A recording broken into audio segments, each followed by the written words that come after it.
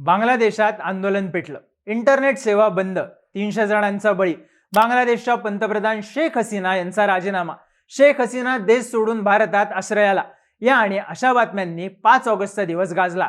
बांगलादेशात सध्या आरक्षण विरोधी प्रचंड मोठं आंदोलन सुरू आहे, पण त्या आंदोलनाला आता हिंसक वळण लागलंय. या हिंसाचारात जवळपास 300 विद्यार्थी, पोलीस आणि नागरिकांचा जीव गेलाय. सामान्य नागरिक तर सोडाच, पण पंतप्रधानांच्या जीवालाही धोका निर्माण झालाय. लॉंग मार्च टू ढाका या नावानं 5 ऑगस्ट रोजी बांगलादेशात बंद पुकारण्यात आला होता. देशभरातून आंदोलक राजधानी ढाकाच्या दिशेने आणि त्यातही पंतप्रधान शेख हसीना यांच्या घराच्या दिशेने निघाले होते. आंदोलकांच्या 2 प्रमुख मागण्या होत्या. एक म्हणजे गेल्या महिन्यात जो हिंसाचार झाला त्यामध्ये दोषींवर कारवाई आणि पंतप्रधान शेख हसीना यांचा राजीनामा. देशभरात कर्फ्यू लागलेला असूनही लाखो लोक आज बांगलादेशच्या रस्त्यावर उतरले. त्यामुळे पंतप्रधान शेख हसीना यांना राजीनामा द्यावा लागला.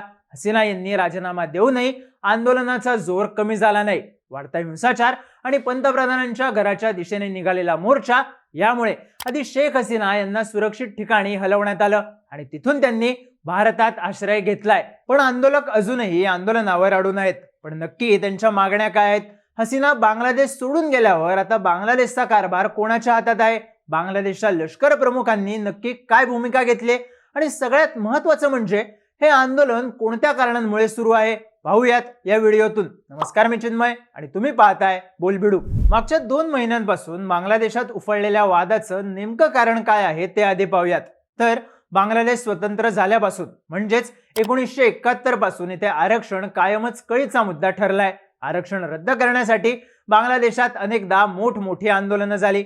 1971 साली बांगलादेशात 80% आरक्षण लागू केलं होतं. तेव्हाचे बांगलादेशचे पंतप्रधान शेख मुजीबुर रहमान यांनी आरक्षणात कोटा सिस्टीम आणली.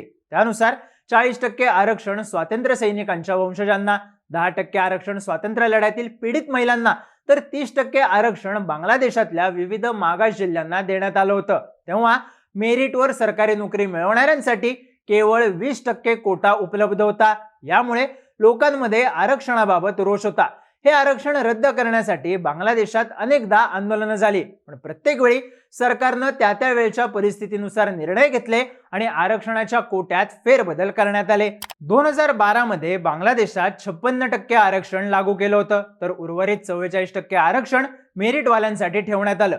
56% मध्ये 30% आरक्षण स्वातंत्र्य सैनिकांच्या वारसांसाठी राखीव ठेवण्यात आलं. आता जो वाद उफाळला आहे त्यालाही स्वातंत्र्य सैनिकांच्या वारसांसाठीचं आरक्षण कारणीभूत आहे. स्वातंत्र्य सैनिकांच्या वारसांना 3ऱ्या पिढीनंतरही आरक्षण देण्याची काय गरज आहे असं म्हणत 2018 मध्ये बांगलादेशातल्या विद्यार्थ्यांनी मोठं आंदोलन उभं केलं. या आंदोलनानंतर तत्कालीन पंतप्रधान शेख हसीना यांनी देशातलं सगळंच आरक्षण रद्द केलं. हसीना यांच्या निर्णयामुळे आरक्षणाचा लाभ घेणारा वर्ग नाराज झाला. अशातच सरकारच्या या निर्णयाविरोधात स्वातंत्र्य सैनिकांच्या वारसांनी ढाका हायकोर्टात याचिका दाखल केली.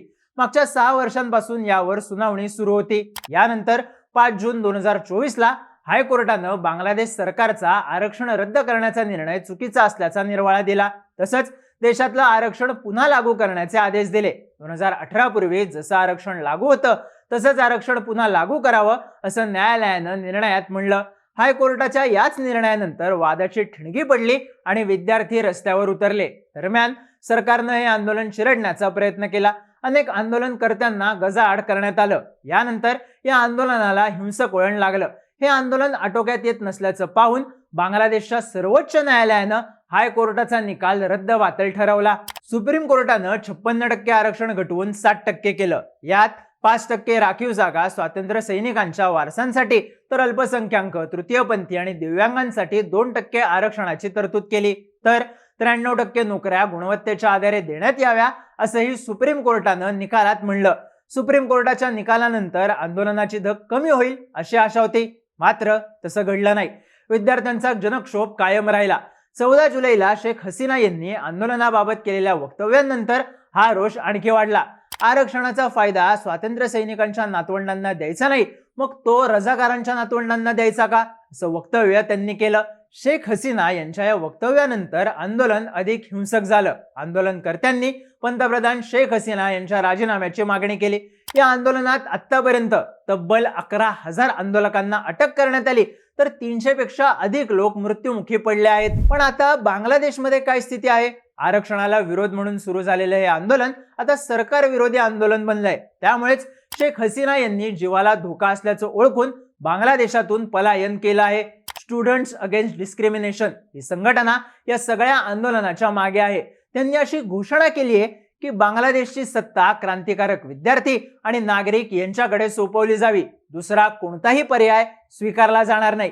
यावरून हे आंदोलन आता हिंसाचाराच्या माध्यमातून सत्ता परिवर्तन करण्याच्या दिशेने चाललं आहे का अशी चर्चा होताना दिसते. या सगळ्यात बांगलादेशचे लष्कर प्रमुख वकार उर झमान यांनी पत्रकार परिषद घेऊन देशाला संबोधित केलंय. ते म्हणालेत, शेख हसीना यांनी राजीनामा दिला आहे. यानंतर अंतरिम सरकार स्थापन केलं जाईल. सगळ्यांनी संयम राखावा, सगळ्यांनी शांतता राखावी.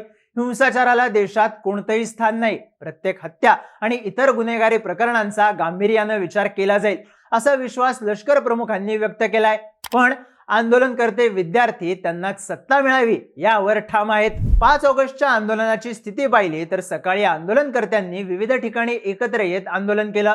आंदोलनकर्त्यांनी शेख हसीना यांच्या राजीनाम्याची मागणी करत आंदोलनाला उग्र स्वरूप दिलं.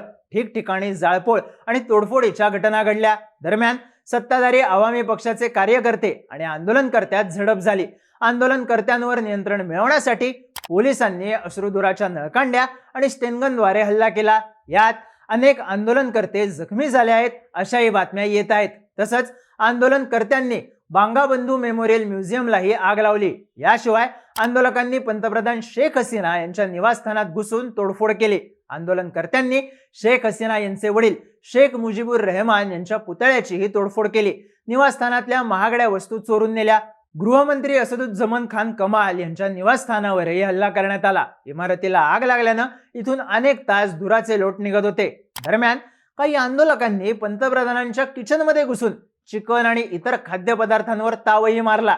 2009 पासून बांगलादेशात शेख हसीना यांच्या अवामी लीगची सत्ता आहे. सर्वात मोठा विरोधी पक्ष असलेल्या बांगलादेश नॅशनलिस्ट पार्टीच्या सर्वोच्च नेत्या बेगम खालिदा जिया यांच्यासह अनेक विरोधी पक्षातल्या नेत्यांना जेलमध्ये टाकून किंवा नजरकैदेत ठेवून मागच्या 4 टर्म शेख हसीना निवडून आल्यात.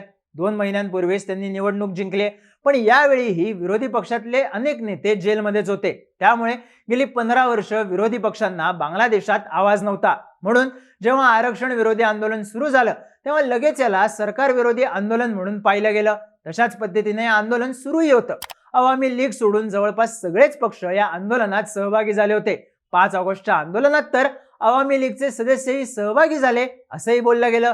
त्यामुळेच बंडाची शक्यता ओळखून शेख हसीना यांनी राजीनामा दिला आणि सुरक्षेच्या कारणामुळे भारतात आश्रय घेतला असंही बोललं जातंय. पंतप्रधान शेख हसीना यांनी देश सोडल्यामुळे बांगलादेशात आता अराजकतेची स्थिती निर्माण होण्याची शक्यता आहे. कारण एका मोठ्या नेत्याच्या चेहऱ्याशिवाय लष्कर किती प्रमाणात आंदोलन कंट्रोल करू शकेल याबाबत शंका व्यक्त केली जाते. त्यामुळे बांगलादेशचं भविष्य सध्या तरी अंधारात असल्याचं बोललं जातंय. या सगळ्या घडामोडींबद्दलच्या तुमच्या प्रतिक्रिया कमेंट करून नक्की सांगा आणि माहितीपूर्ण व्हिडिओज पाहण्यासाठी बुलबिडूच्या YouTube चॅनलला सबस्क्राईब करायला विसरू नका.